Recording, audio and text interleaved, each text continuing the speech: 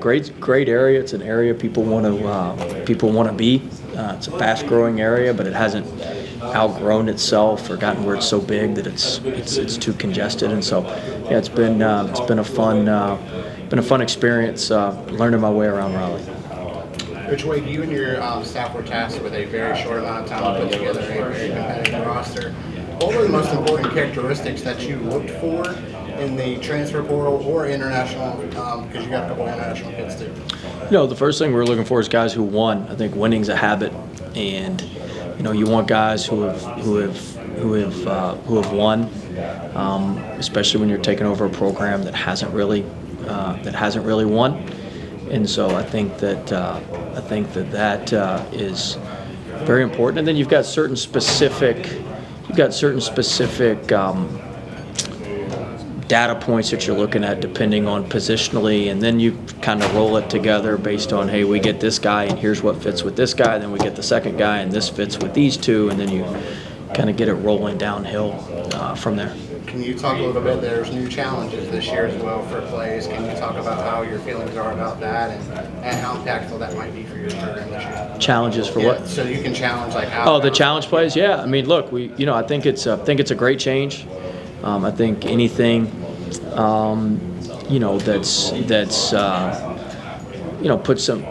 gives the coaches a little bit more jurisdiction over a few things, I think is good. And so, we certainly spent time as a staff talking about it and how to best challenge and how to best use our time and how to best use our challenges. And so, we're excited to see how it goes, but I think it'll be a good process. I think we've got a good process in place. And then my last one, what do you think the biggest impact from you guys all being together at boot camp was on the team this year? I just think you get some camaraderie with the team. I think our communication gets better. Just builds some bonds. Look, we were at a place, there's no cell phone service. You're in a cabin with everybody else, so you're in close quarters, and just think there's some bonds that can be built over that time that you can't do elsewhere. Well, there's an unprecedented influx of international flavor in this league this season. I think there's more than 20 former overseas pros who have come to the ACC. Is this a trend that's going to continue in your mind? I think so. Look at the new rules. Yeah. You used to couldn't give a guy a donut. Now you can go pay their buyout. I think that certainly the schools you're familiar with, Virginia's got some really good ones. Virginia Tech's got a great one. And so I think that, look, it's just opened up a new market. And those kids, before, a lot of those kids didn't necessarily want to come over here because you couldn't make money, or you couldn't make as much money as you were making over there. Two, you had the amateurism issues. Now everybody's eligible. You signed that you played professionally for you had to play professionally to play for your national team, and you play for your national team, you automatically get a year of eligibility. Everybody can get a year. Everybody can get a year now that's a pro over there. So I think it's opened up new markets. And look, when you've got a lot of schools like ours are that are academically oriented, a lot of times those international kids are pretty good students, are really good students. You can get them in school. They're very appreciative of the opportunity to be here. I think they have a level of appreciation of the opportunity to be in the United States, opportunity to be in college that maybe some of our Americans don't always have. So I think that they're really good ads for most teams, and I don't see the trend stopping as long as the rules and everything, stays as they are. How different is the international game to the American game, and how quickly do you anticipate internationals being able to adjust to the college? Yeah, I think they'll adjust. I think it's harder to adjust from the college game to the international game. I was over at a Euro Cup game last month. I was sitting on the floor, at the floor seats. If you look at the physicality in that game, Valanciunas was playing, who's in the NBA, and he's playing against high school kids. If you look at the physicality in that game, there's not 10 high school kids that could play in that game, much less maybe 5 that could play and make an impact. And then, so I think that, and there was former ACC players in the game. There's a former SEC player in the game. Those guys, I think, have a harder time adjusting to the international game than the internationals do to the American game. Coach, you've got 2 transfers specifically, in Terrence and Trey, that come from some really successful programs. What was it about those two guys that maybe made you go out and target them the way that you did? And also, what have you seen from them early on that maybe have or have not surprised you? Well, I think winning's a habit. You know, we have 6 guys on our team that won NCAA tournament games last year. Terrence obviously played in the national championship. Trey played in the Elite Eight. Darian, who's here with us, played in the Elite Eight. And so I think Terrence is a disruptor defensively. His offensive game's better than he's been able to show, and I think he's going to be able to show that for us. And Trey's somebody that was a captain at Michigan State. I mean, he's a leader. He's tough. Get in your face. He's gritty. He's grimy, kind of like we like it. And so I think he's somebody that brings an edge to our team, and is somebody that our fans are going to like, and probably the rest of the league won't like so much. Is there a particular guy on this team? You have, at least just in my own personal opinion, a very, just interesting personality in the way that you kind of get after it, and not afraid to, you don't bite your tongue. You speak out how you feel that it is. Is there someone on this team that's kind of embraced and just kind of have a very similar personality and mentality when they take the floor? Yeah, I think we got a lot of guys like that. I think Holloman's like that. I think Copeland's like that. I think those two are for sure like that. And that's what you want. I mean, as a coach, you recruit guys that fit your personality. Sometimes you got to ask yourself in recruiting, would I rather play against this guy twice a year or be with this guy every day? And you want to take the guys you're going to be with every day, and you let loose the ones you don't worry about playing against twice a year. And so I think that I think Copeland and Holloman for sure have that edge to them that I like. You didn't have a lot of time between when the league announced it was pivoting from 20 to 18 games to then reset your non-conference schedule. What are the games that you ended up adding because of that decision? And what was your thinking that went into that? Yeah, I think the league did a great job going from 20 to 18 games. I think it was a very smart move. Now, we had a little bit of a heads up that it was heading that way. So it wasn't like when it got announced that was official, but we had a pretty good heads up that it was heading towards 18 games. We added the Ole Miss game in Greensboro. I felt like what really changed for us is I wasn't anticipating our two permanent opponents. Our two permanent opponents are Wake and Virginia. I thought we'd maybe have a different permanent opponent. I'm not going to say who, but I thought we'd maybe have a different permanent opponent. And so when that happened, it changed the arithmetic on some quad 1 and quad 2 games. And so we had to go get another game. So with our extra game, we started the neutral with Ole Miss, and then we bought a high end. We bought UAB. So we bought a really good American team with our 2 extras. And does that delve into your thinking with scheduling? Is if you're going to play bye-ins, make sure they're you want to play quality. teams that are going to win and win a bunch of games, whether that's at the you want to play teams that are going to win tons of games in their league, because that's going to help their net, which in turn helps your net a little bit. Will, you can see the defensive versatility on this roster on paper. How has that translated in practice and what you've seen so far? It's been great. I mean, we got 7 guys, 7-foot plus wingspan. I think we should have a top 10 or 15 defense in the country. Our biggest issue is going to be defensive rebounding. We're going to get stops. It's can we get the ball after we get the stop? But I feel good about the group we have defensively. 2 weeks ago at the first day of practice in Raleigh, you told us that your team's better than you thought after going through summer workouts. Now that you've gone through 2 weeks of practice, do you still feel that way? Yeah, we're good. We got a good team. We're going to win a lot of games. We got a good team. Who's the most underrated player on this roster to this point, do you think?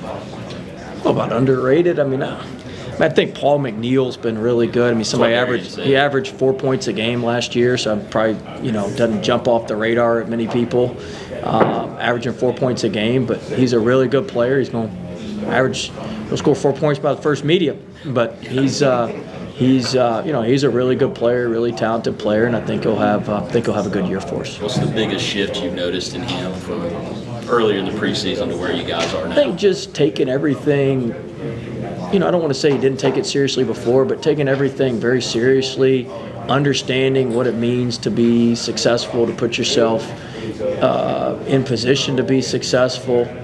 I think that the consistency of that is something that maybe he's been missing that's there now. Coach, you got an interesting schedule ahead of you. Obviously, you're going to Hawaii. I'm sure you're excited about that. And Kansas is usually one of the better teams in the country. But obviously, you have VCU. I'm not sure. Have you played VCU since you? Yeah, we went up there and got our ass whipped at LSU. Okay, gotcha. Just your overall thoughts on maybe being able to get a little bit of get back against them, but obviously with a new team. Well, I mean, look, the VCU game's a great game. They're going to be a quad 1 game, quad 2 game. They got a great program. So we thought it'd be smart to schedule them in a home and home. It's going to be a really tough game. They're picked to win the Atlantic 10, and so they've got really good players. Coach Martelli will do a great job. So that'll be a big game. Hawaii, Maui's one of the best tournaments. I don't know. The inside of a hotel ballroom looks the same in Maui or anywhere else you are. So I don't know how much we'll see of everything else. But it's a cool tournament, and it's be the second time I've taken a team out there. We went when we were at LSU, and so it's a cool event and a great event. And then the Kansas game at home will certainly be a big game and something our fans are looking forward to. You don't get quality non-conference games like that very often, so it'll be exciting. What are the vibes you get from fans when we've talked about you being very blunt? You say exactly what's on your mind. You talk about the reckoning and that kind of thing. Yeah. This is a fan base that's very proud, wants a winner. I would imagine that the vibes you've been getting from them is they like you talking like this. I don't know about that. I mean, I'm not for everybody. Look, I mean, I get to the office before the sun comes up, and I leave after the sun goes down, so I don't have a ton of I mean, look, I have interactions when we're like at the football game, but I mean, everybody there is drunk and happy, right? So, I mean, of course they're gonna say good stuff. I mean, I guess I think everybody's excited, but we got good reason to be excited. We got a good team. We got a commitment from everybody that it's time to win, and I mean, we got a lot of work to do. I mean, damn, the ACC can't even get our best players' picture right. You think that would happen to Duke or Carolina? Could you imagine if Duke or Carolina's first-team All-ACC player, first-team All-American didn't have their picture right? And we got a lot of work to do at NC State to kind of work our way up here because we obviously don't have a lot of respect. It's a damn shame. Coach, you talk about that commitment and how everybody's kind of singing 1-2. So how important is it to win in year 1 compared to year 3 or 4 for you? I mean, it's important to win every year. We win year 1, they're going to expect us to win year 2. We win year 2, they're going to expect us to win year 3. I mean, every year it's important to win.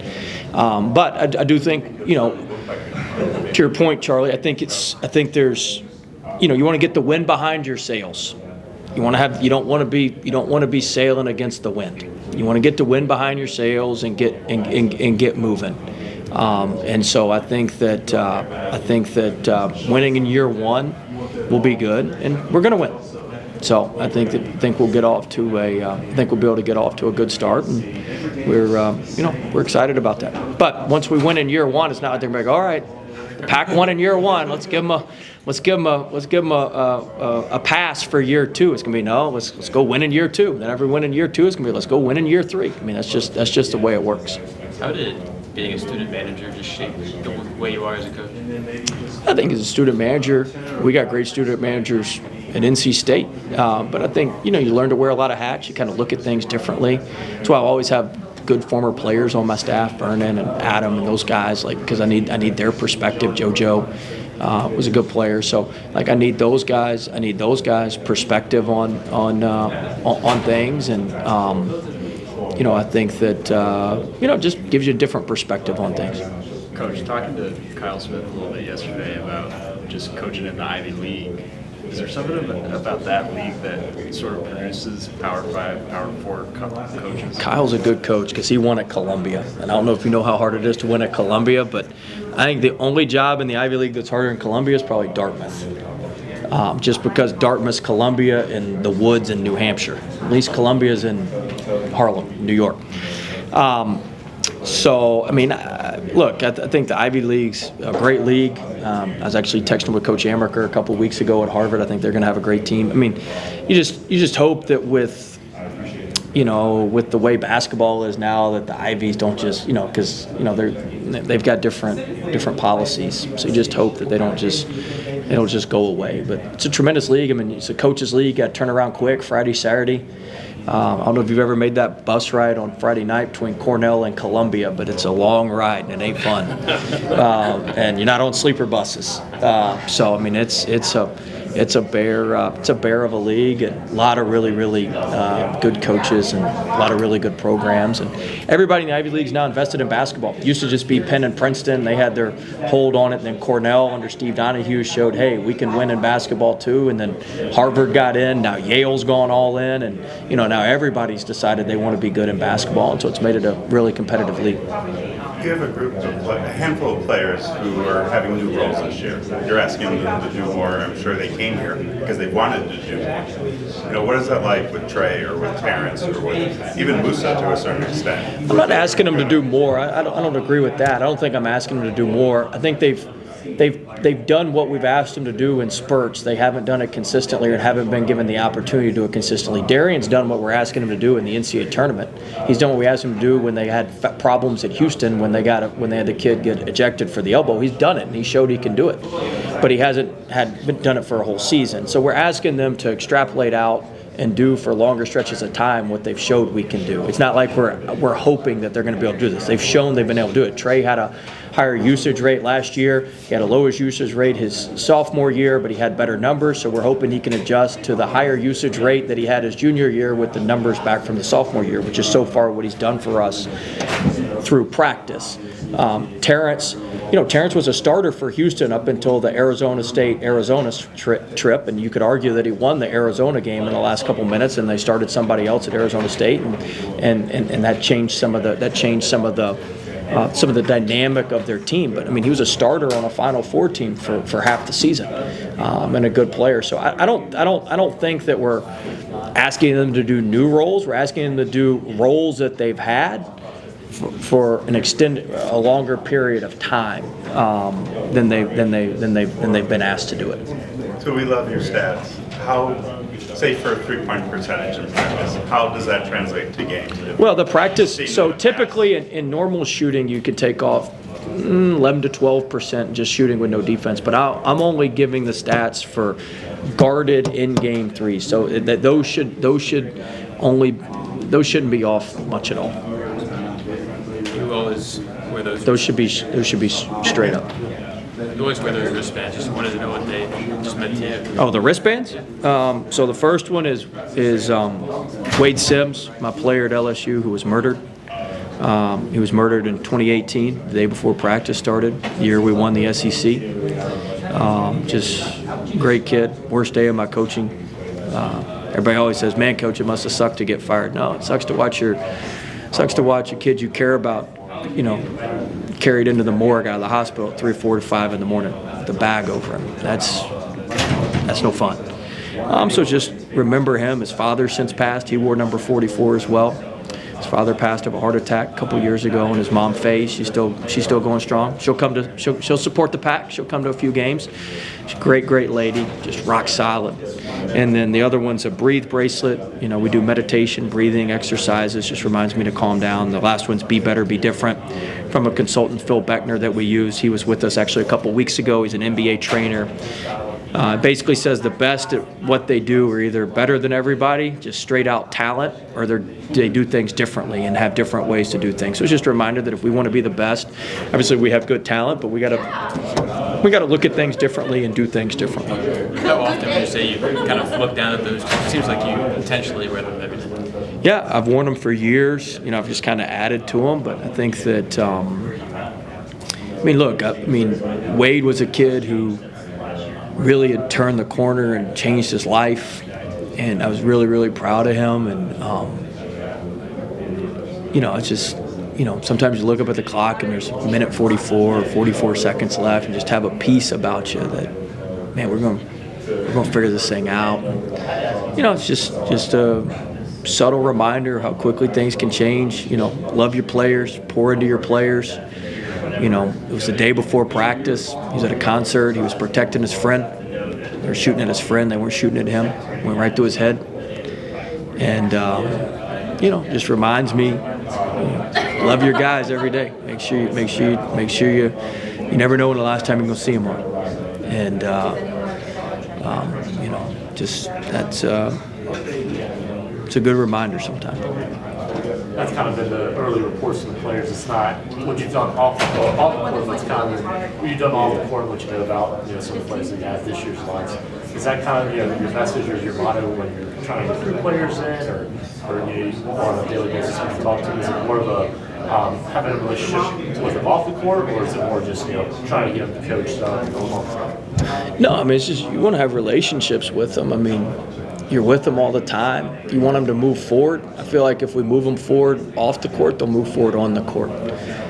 So we spend a lot of time with our guys. Our staff's young. A couple of our guys are having some of the players over for dinner tonight while we're gone. I'm taking these two to dinner before we fly back.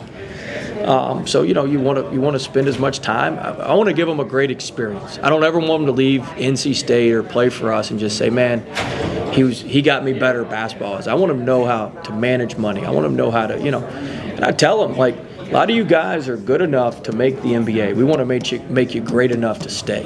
There's a difference between being good enough to make it and great enough to stay. We want to make it great enough to stay. And that encompasses a lot of stuff that doesn't just deal with basketball. And so we invest in it. I enjoy that part of it. That's the fun part of it. It's tough love, but at the end of the day, they know we care for them. They know they need us. They can always call us. They see our former players coming back through all the time. We've had players from almost every school I've been at. We've had players come back through our facility, and so they know we're fiercely loyal, and we'll do what we say we're going to do. And we try to stick to that. The last thing I want to be known as is a fraud. You may not like what we do. You may not like who I am, but we're not fraudulent. We're going to do what we say we're going to do. We are who we say we are. You said it was intentional, but you brought in players who played for some great coaches, Jim Boeheim, Kelvin Sampson, Tom Izzo. Do you ever talk to them about, what did this coach do or what did that coach do? Because obviously you got winning backgrounds with your players. They all won at their previous schools. Yeah, I mean, they're great. They're great coaches. And so, Q played for Boeheim the first year and then Autry the second year.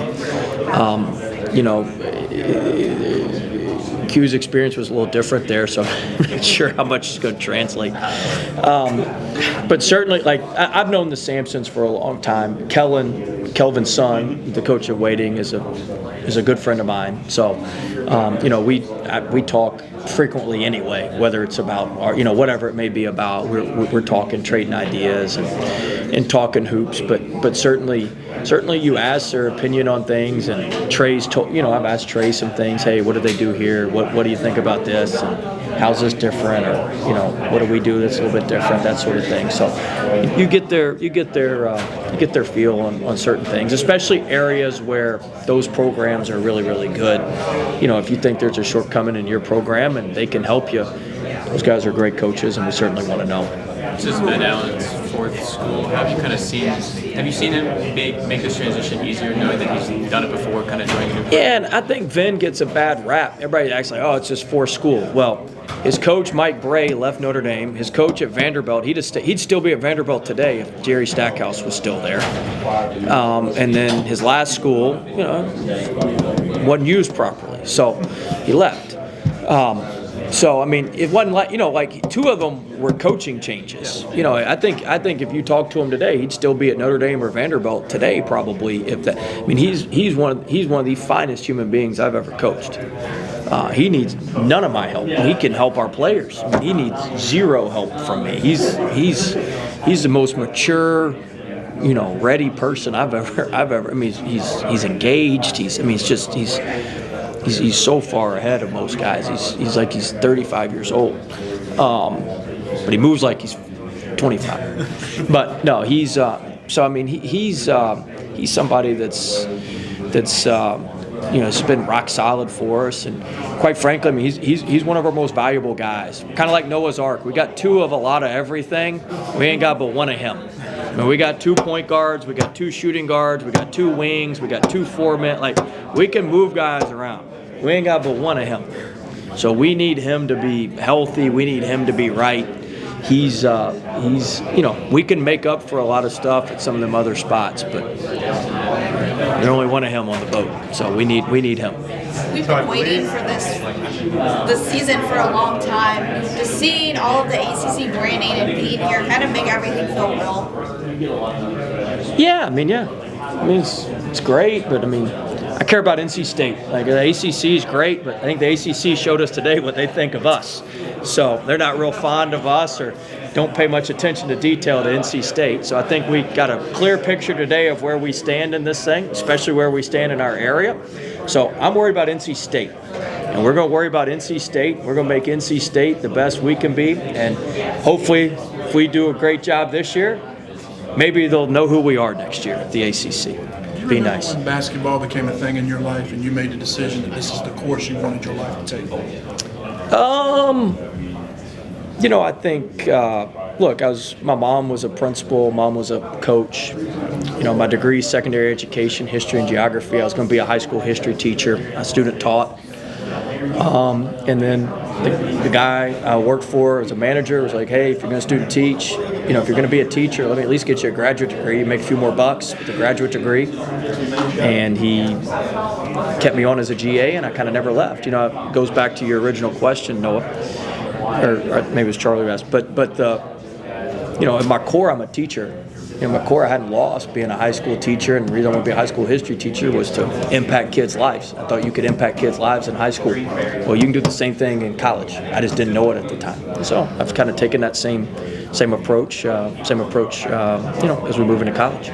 How often do you refer to history when you're talking to your players? Oh, they get so sick of my analogies and history lessons and questions, and then chiding them because they don't know history and they don't know something I think they should know. So they get very irritated. They get very irritated with that. All right.